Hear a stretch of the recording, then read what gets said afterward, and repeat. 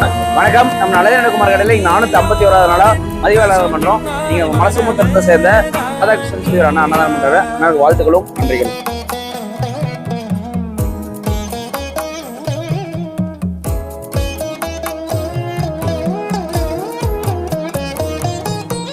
வேதங்கள் மொத்தம் ஓதி யாகங்கள் நித்தம் செய்து பூஜிக்கும் பக்தி அதிலும் உன்னை காணலாம்.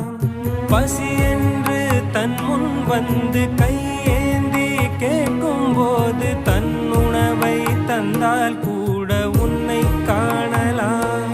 உன்னை காண பல கோடி இங்கு